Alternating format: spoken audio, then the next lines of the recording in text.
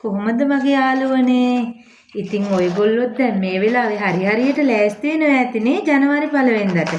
ඉතින් මමත් ඒකට තමයි මේ ලෑස්ති වෙන්නේ. බලන්නකෝ මම මොකටද ලෑස්ති වෙන්නේ කියලා. මටත් හිතුණා ඕගොල්ලෝ එක්කලා ජනවාරි 1 වෙනිදාට මම හදන කැවිලි බෙදා ගන්න. වීඩියෝ එකකින් ඕගොල්ලෝ එක්කලා ඒකමඩ ෂෙයා කරගන්න හිතුණා. මොකද මං හදන්න ලෑස්ති ජනවාරි 1 වෙනිදාට හෙන්දි කැවුම්. ඉතින් ඕගොල්ලොත් ආස ඇතිනේ මගේ වීඩියෝ එක බලන්න. ඉතින් මම ඒ හින්දා ඔයගොල්ලෝ එක්කලා ඒක ෂෙයා කරගන්න තමයි ලෑස්ති දැන්. දැන් අපි බලමුද හැඳි කැවුම් හදන්න අපට ඕන වෙන්නේ මොනවද කියලා. අපට ඕන වෙනවා මම දැන් මෙතන අරන් තියෙනවා හාල් හුණ්ඩු 3ක්. දැන් මම ඒක පෙඟෙන්න දාන්න තමයි ලෑස්ති. මම නම් ගෙදර තමයි කොටා ගන්නෙ. ඔයගොල්ලන්ට ඉතින් මෝලෙන් ගෙනහැකි. මම දැන් ලෑස්ති ඒ ටික පෙඟෙන්න තියලා අපි මේක පෙඟුනට පස්සේ ආයෙ හම්බ වෙමු. හොඳද මගේ යාළුවනේ? ඔන්න හරි මගේ යාළුවනේ. මම දැන් පෙඟෙන්න දාගත්තු හාල් ටික ඔන්න හොඳට පෙඟිලා තියෙන්නේ. මේ පේනවනේ ඔයගොල්ලන්ට මේ. හොඳට පෙඟිලා තියෙන්නේ. ඉතින් දැන් මේක මම ලෑස්ති වතුරෙන් ඔන්න ගොඩ ගන්න. දැන් මම මේක වතුරෙන් ගොඩ ගන්න ඕනේ. එතකොට තමයි වතුර බේරෙන්න ඇරලා තමයි මම බෙන්ඩ චායකට දාගන්නේ. මම මේක ගෙදර ඉන්නේ කොටා ගන්නෙ. ඉතින් ඔයගොල්ලන්ට මෝලෙනුත් දෙන හැකි මේ විදිහට ගෙදරත් පෙඟෙන්න දාලා ගත්ත හැකි. මම මේක පැය 5ක් පෙඟෙන්න දැම්ම. මොකද හැඳි කැවුම් වලට හාල් හොඳට පෙඟුන තරමට තමයි හොඳ. වැලි තලක අලුව වලට වගේ නෙවෙයි. මොකද හැඳි කැවුම් කියන්නේ හොඳට පිපිලා එන්න ඕන දෙයන්නේ. ඉතින් ඒ හින්දා මම දැන් මේ ටික ඉක්මනට ගිහිල්ලා වතුර බේරෙන්න තියලා බෙන්ඩ ජායකට දාලා ඉක්මනට කොටාගෙන එන්නම්. අපි ඉතුරු ටිකත් බලමු ඊට පස්සේ. මෙන්න මගේ යාළුවනේ මම හාල් ටික කොටා ගත්තා මේ. මේක කොටන් තියෙන්නේ. දැන් මම මේක හලා ගන්නවා. මේක හැබැයි එක සැරයක් හලලා මදි. දෙසරයක් තුන් සැරයක් හලා ගන්න ඕනේ. එතකොට තමයි අපේ කැවුම් එක ලස්සනට එන්නේ. මෙල්ලකට පිපිලා හරිම ලස්සනට එනවා. ඒ හින්දා ඔයගොල්ලොත් මේ විදිහටම කරන්න. මම නම් ඉතින් මේකෙන් තමයි හලාගන්නේ. මගේ පෙනරේ කැඩුනා. දැන් මම මේකෙන් තමයි හලාගන්නේ. බලන්නකො ලස්සනද කියලා ඒක. ඉතින් මම මේක ඉක්මනටම හලන් එන්නම්. එතකොට අපි හැඳි කැවුම් ටික හදන විදිය බලාගමු. මෙන්න මං කොටාගත්තු පිටි ටික. එතකොට මම පෙඟෙන්න දැම්මේ හාල් හුණ්ඩු 3යි. හාල් හුණ්ඩු 3යි කියන්නේ හාල් 500යි. එතකොට මම මේකට පාන් පිටි 500කුත් එකතු කරාම තමයි ඕගොල්ලන්ට පෙන්වන්නේ මේ. පාන් පිටි 500ක් එකතු කරන්න ඕනේ හාල් 500ට. එතකොට තමයි පදමට එන්නේ. එතකොට මම ඒක හදාගන්න උකු පොල් කිරි ටිකක් ලෑස්ති කරන් තියෙනවා. ඉතින් දැන් අපි යමු පැණි ටික උණු කරගන්න. ඔන්න මම දැන් කැරමල් වෙන්න සීනි ටිකක් එකතු කරගත්තා. ඒකට වතුර චුට්ටක් දාගන්න.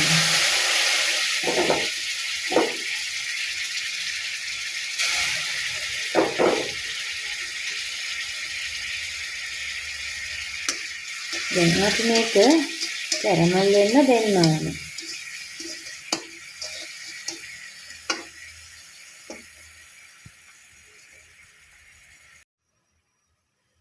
දැන් තේනවා නේද මේ ටික ගානට පාට වෙලා එන ලස්සන මේ බලන්නකෝ. දැන් මේ ගානට එනකොට අපි ලිප ඕෆ් කරගන්න ඕනේ.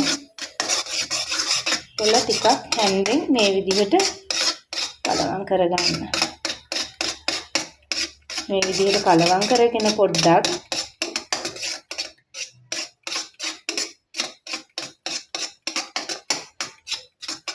චුට්ට වෙලාවක් යනකොට අපි හොඳට උණු කරගත්තු වතුර ටිකක් මේකට එකතු කරගන්න ඕනේ. මේක ටික වෙලාවක් ලිප ඕෆ් කරලා මෙහෙම කරන්න. එතකොට තමයි ගානට ඒක හරියන්නේ. මේ පේනවනේ ඔයාලට. දැන් අපි ලිප ඕෆ් කරලා තියෙන්නේ. මේ බලන්නකෝ මේ ඔය දැන් මේකට අපි එකතු කර ගන්න ඕනේ හොඳට උතුරව ගත්ත උණු වතුර ටික.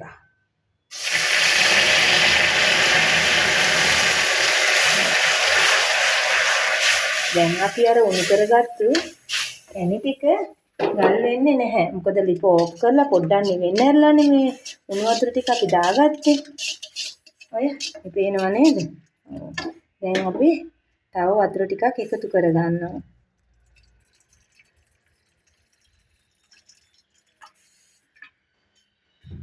ඒ එකතු කරගත්තු වතුර එකට අපි සීනි ටික දාගන්නවා. මෙතන අරන් තියෙනවා පාන් පිටි 500ටයි හාල් පිටි 500ටයි සීනි ග්‍රෑම් 750. සීනි ටික හරියට දැම්මහම තමයි කැවුම් ටික හයි වෙන්නේ නැතුව ලස්සනට එන්නේ. ඒ හින්දා මේ විදිහට ඔයගොල්ලෝ එකතු කරගන්න. දැන් මේක මේ විදිහට කලවම් කරනවා. දැන් අපි ලිප දාගන්නවා. මේ විදිහට ටික වෙලාවක් අපි කලවම් කරනවා. ඒ අතරතුරේ අපි ලුණු චුට්ටක් පොඩ්ඩක් කබල බෙදගත්තු සූදුරු ටික එකතු කරගන්නවා. අදුරුත් දාන්න පුළුවන්. මම නම් එකතු කරගත්තේ සූදුරු විතරයි.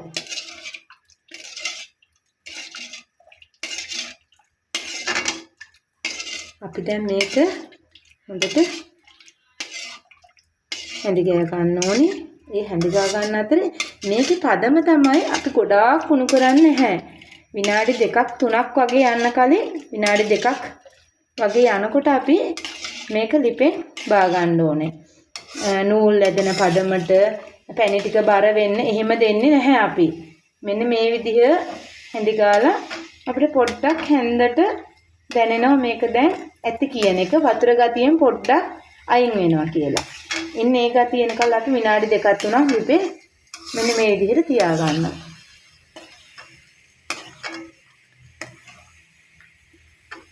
අපි දැන් බලමුකෝ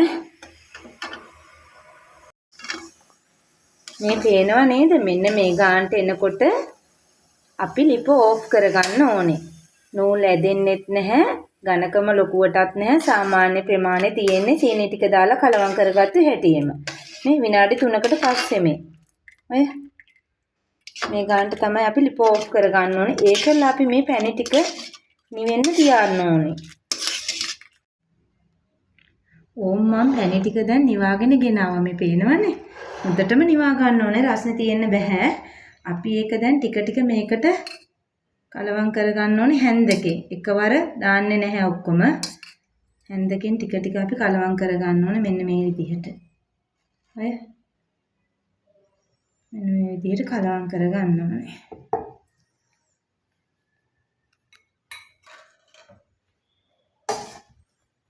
එකවර හලන්න එපා පිටියකට.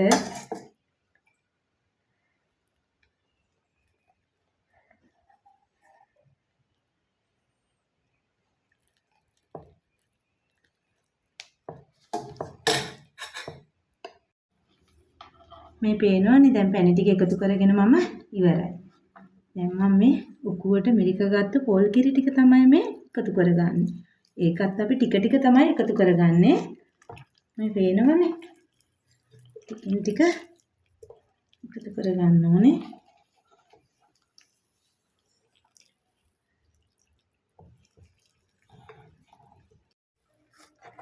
මේ පේනවනේද?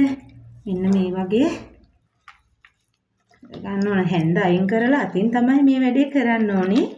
මොකද අපිට හැන්දෙන් එක හරියට හදමිට හදා ගන්න අමාරුයි. ඒක ටික දාලා එහෙම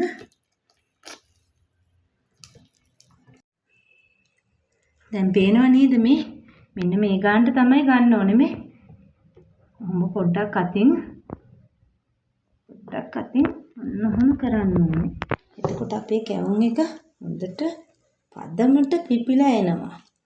මේ දේවලුත් පිපෙන්න කරන්න ඕන රහස් හොඳද? මේ බලන්නකෝ. ඔය මෙන්න මේ විදිහට තමයි අපි ගන්නෙ. ඔය දියර වැඩිත් නෑ අඩුත් නෑ සමානව. දැන් ඉතින් අපි මේක හදලා ඉවරයි. පිපෙන්න පැය දෙකක් වහලා තියමු. හැබැයි පිපෙන්න පැය දෙකක් වහලා තියෙන්නේ අපි ගෙදර කොටාගත්තු හාල් පමණයි. අපි මෝලෙන් ගෙන ආපුවා ඉතින් පැය 4ක් විතර තියන්න ඕන. මොකද අපි වගේ ඒවා හාල් ගොඩක් පෙඟෙන්න තියන්නේ නැහැ නේ ඒගොල්ලෝ. දාලා පැය භාගයෙන් විනාඩි 20න් ඒගොල්ලෝ ගන්නවා. ඒ නිසා අපි ගෙදර නම් ඉතින් පැය දෙකක් තිබ්බාම හොඳටම ඇති. මෝලෙන් ගේනේවා එහෙම බෑ. මෝලෙන් ගේනේවා අපි ටිකක් මේ පිපෙන්න වැඩිපුර තියාගන්න ඕනේ. දැන් මේක අපි වහලා තියාගමු. මෙන්න දැම්මයි යදාගත්තු පිටි එක ගානට පිපිලා ඇවිල්ලා මේ බලන්නකෝ මේ. ඔය දැන් ගානට පිපිලා ඇවිල්ලා තියෙන්නේ. දැන් අපි කැවුම් හදාගන්න යා.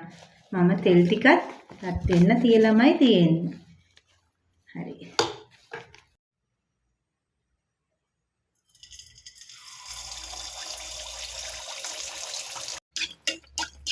මේ බලන්නකෝ.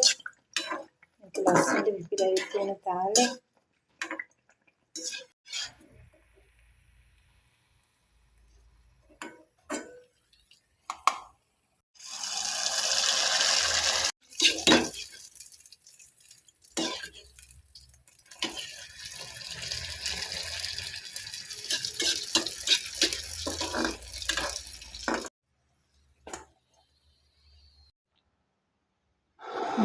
යාළුවනේ මගේ හැඳි කැවුම් ටික දැන් හදලා ඉවරයි. මේ බලන්නකෝ මං ටිකක් ලොකුවටත් හැදුවා හැඳි කැවුම් ටිකක් පොඩියටත් හැදුවා. මේ බලන්නකෝ ඒව හරිම මෙලකයි මේ. ඔය පේනව නේද? දැන් ඉතින් මේක බෙදපු හැටියනේ. හැඳි කැවුම් එක මෙලක් වෙලා රස හිටින්නේ ඒක ටිකක් පරණ වෙනකොට. ඒක බෙදලා පැය දෙකක් තුනක් යනකොට තමයි හොඳට තියෙන්නේ.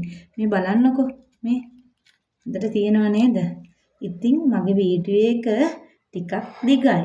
එන්දා මං කෙටි වීඩියෝනේ දාන්නේ. දිග වුණාට මේකේ පැහැදිලිව ඔයගොල්ලන්ට මං කැවුම් හදන විදිහ කියලා තියෙනවා. ඒ නිසා ඔයාලා හැමෝම මගේ වීඩියෝ එක නරඹලා ඔයාලට දැනගන්න දෙයක් තියෙනවා නම් මට කමෙන්ට් එකක් දාන්න. ලබන්නා වූ 2026 වසර ඔයාලට කිරියෙන් පැණියෙන් ඉතිරෙන්න කියලා මම ප්‍රාර්ථනා කරනවා. ඉතින් මං ගිහින් එන්නම්. සුබ දවසක්.